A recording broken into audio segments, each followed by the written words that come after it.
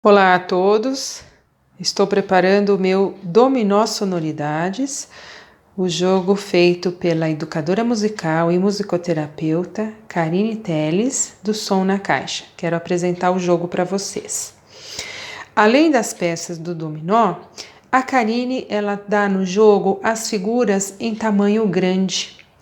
E isso é muito legal, porque o ideal é que a gente trabalhe com a nossa criança antes do jogo um estudo, um trabalho de uma conscientização sonora, né? Então você vai trabalhar cada som e o tipo de som, explorando outras sonoridades daquela família de sons com a sua criança. Então ela separou sons do corpo, ela trouxe as palmas. Você pode trabalhar com a sua criança quais outros sons do corpo nós podemos explorar. Então, em uma aula, você pode trabalhar só com o corpo.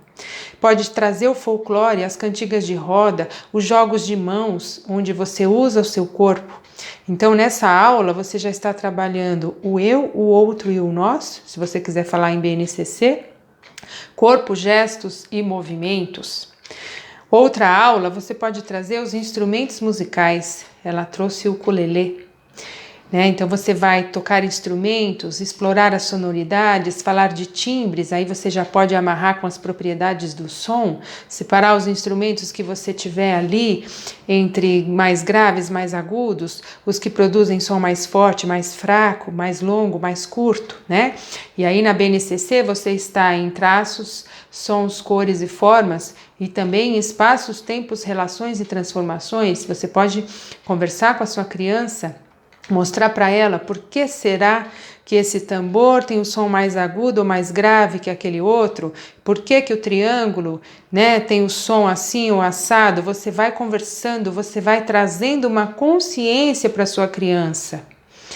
Outra aula, você pode trabalhar com a natureza, ou ela traz a figura da chuva, né? Você pode falar outros sons de natureza, fazer jogos, trazer uma história, também fazer uma sonorização, por exemplo, uma paisagem sonora de chuva com plásticos, celofanes, tamborilando em potes de sorvete. Outra proposta muito importante deste jogo, que eu quero destacar, é o silêncio. O silêncio que normalmente passa desapercebido, né? E como ele tem que ser trabalhado também, o uso intencional do silêncio. Então, o branco vai representar para a gente o silêncio. Você pode trazer o jogo da estátua, né? Jogos com instrumentos de pergunta e resposta. Então, toca, faz o silêncio, tem outra pergunta, faz o silêncio.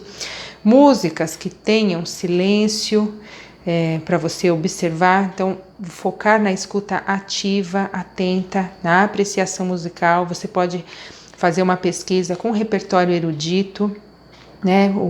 A Quinta Sinfonia de Beethoven, por exemplo, né? No primeiro movimento tem aquele momento de silêncio, né? Então, mais uma riqueza para você trabalhar. Pode ser porta de entrada para um repertório erudito e trabalhar o compositor, né? Então, muitas possibilidades. Perceba como tudo é oportunidade para ampliar, para um aprofundamento. A gente não deve ter pressa em sair de um conteúdo, né? Então, pensar muito na qualidade do que a gente faz, mais do que a quantidade, né? Sons de objetos, olha lá, ela traz a colher de pau. Você também pode, numa aula, levar um piquenique sonoro com objetos e explorar esses objetos, né? Fazer, até que Alencar de Brito tem um jogo que se chama o bolo musical. Então cada ingrediente é uma sonoridade, vira um jogo de improvisação. Então olha quantos elementos você pode trabalhar. O aparelho eletrônico, né, que ela traz aqui é um rádio, que é um modelo antigo, as crianças de hoje vão estranhar. Então você pode falar sobre história, né, sobre o passado. Também o eu, o outro e o nós está aqui, né? A questão da identidade, do nosso eu. Tem um monte de coisa que dá para a gente fazer. É muito rico. Com as figuras grandes, você pode usar num dado com bolsos, numa sacolinha com números, fazendo jogos de adivinhação. Então não tenha pressa em fazer os conteúdos, né? Priorize realmente a qualidade do que você está fazendo, e a intenção é uma conscientização sonora. E o dominó, que é muito divertido, todo mundo gosta de jogar. A criança mais velha, você também vai poder trabalhar a questão da estratégia, do planejamento, né? Que peça ela vai usar, se jogar em grupinhos, como é que o grupo se ajuda, né? Aí entra muitas habilidades socioemocionais, de empatia, de ouvir o outro, de respeitar a opinião do outro. Veja quanta riqueza num simples, entre aspas, jogo de dominó. Dá para fazer muita coisa. Corre adquirir o seu, que vale a pena.